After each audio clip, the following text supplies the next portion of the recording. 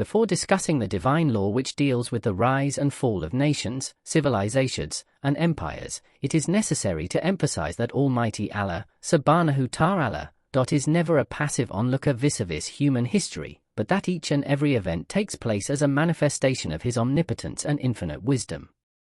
There was an interesting idea called deism that became popular in the 17th century Europe, the subtle remains of which are still lurking deep down in our minds. According to this view, God did create the universe, but He has long since removed Himself from its affairs, and only the blind and deaf laws of nature are now running the show. God is busy, so to speak, in a sort of self-contemplation, and He doesn't care at all about the humanity He once created. The Islamic perspective, in sharp contrast to deism, is that Almighty Allah, Subhanahu Ta'ala, is not only the creator, designer, and fashioner of the cosmos, but He is also its sovereign, ruler, administrator, and guardian. The logical conclusion that necessarily follows from this belief is that nothing happens in the universe, not even the movement of a tiny leaf in the morning breeze, without the permission of Almighty Allah, Subhanahu Ta'ala. Although human beings enjoy a limited freedom of action and are, therefore, responsible for the consequences of their actions on the overall historical process, the fact remains that a human action as such is not effective in causing any event, unless it is allowed by Almighty Allah, Subhanahu Ta'ala. Since Almighty Allah, Subhanahu Ta'ala, in addition to being all-powerful, is also the most wise, every plusing that takes place in the arena of human history has a profound reason which may or may not be immediately apparent to us. Human beings are extremely myopic creatures, lacking the infinitely broad 17 perspective, in terms of both time and space, that is required to appreciate the wisdom and the long-term planning of the Creator. However, with the help of the Holy Qur'an and the guidance provided by Prophet Muhammad, peace be upon him, it is possible to understand the general purpose and direction of history in an overall manner, although the meaning behind every individual event and its significance in the divine scheme will probably remain elusive.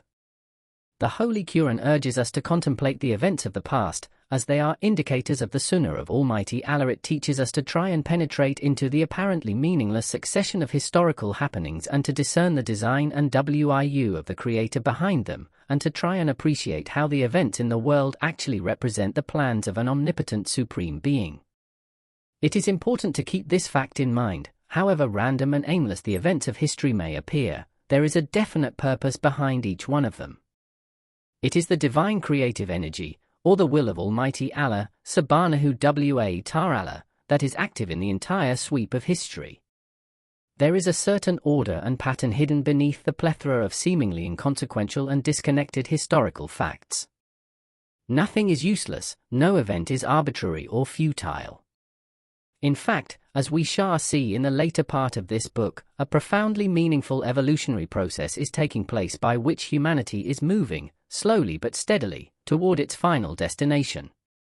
Although the details and finer points of this ongoing process are beyond the reach of human understanding, its broad outline is quite comprehensible.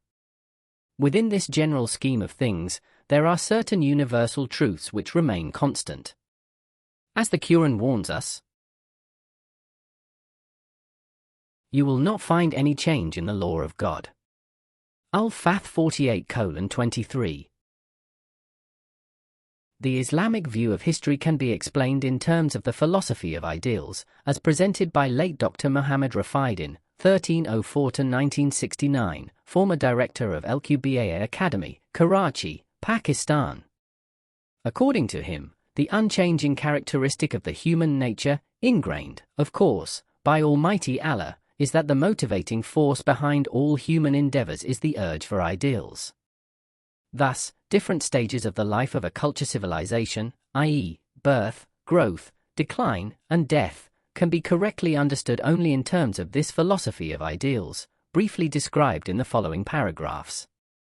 A number of individuals inspired by a single ideal organize themselves in the form of an ideal group, e.g. a primitive tribe or a modern state.